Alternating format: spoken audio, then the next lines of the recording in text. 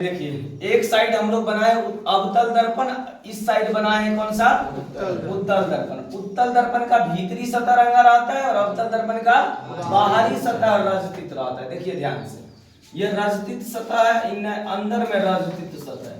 रजतित को आप कलई भी बोल सकते हैं, समझे नहीं? कलई मतलब होता है रंग करना, पेंट करना।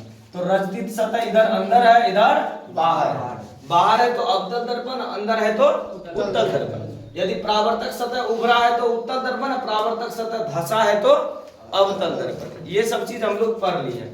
अब देखिए गोलीय दर्पण जिस इस खोखले गोले का भाग होगा, ठीक, उसका केंद्र होगा। क्योंकि गोला है तो गोला का केंद्र होगा ही होगा, नहीं होगा? अरे कोई भी सर्कल अगर हम लेते हैं तो इसमें तो केंद्र होगा, नहीं होगा? सेंटर होगा।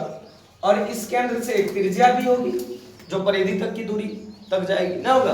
बचपने से पढ़ते आ रहे हैं, किसी सर्कल में ना सेंटर से परिधि तक की दूरी को क्या कहेंगे? केंद्र से परिधि तक की दूरी को त्रिज्या कहेंगे ना।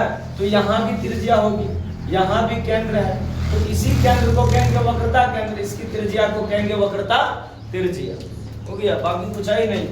अब जो दर्पण है, दर्पण का मिडिल पॉइंट कहलाएगा दर्पण का ध्रुव। क्या कहलाएगा? दर्पण का ध्रुव। और ईपी और सी जो वक्रता केंद्र है, इस दोनों को मिला देगा तो कहलाएगा प्रधान अक्ष या मुख्य अक्ष।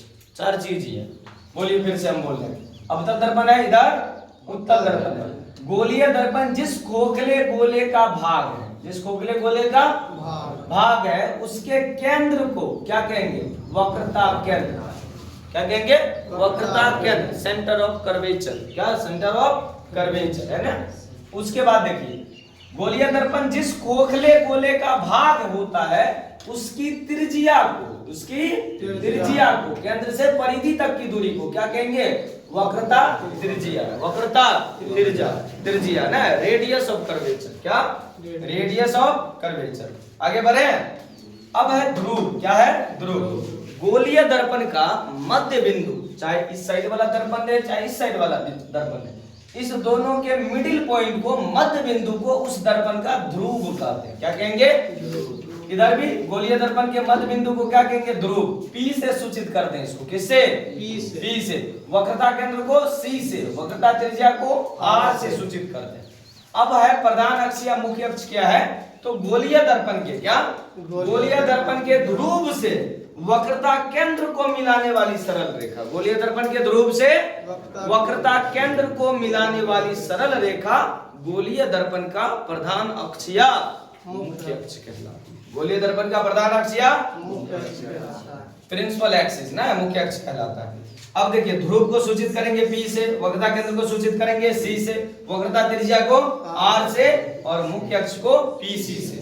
और इतना याद रहेगा तो अगर हम कहीं आर लिखे तो समझिएगा वक्रता त्रिज्या है, सी लिखे तो वक्रता केंद्र है, इस चैप्टर की बात कर रहे हैं। पीसी लिखे तो ये मुख्य अक्ष या प्रधान अक्ष है, और क्या पी लिख दिए तो ये पोल है यानी कि ध्रुव है।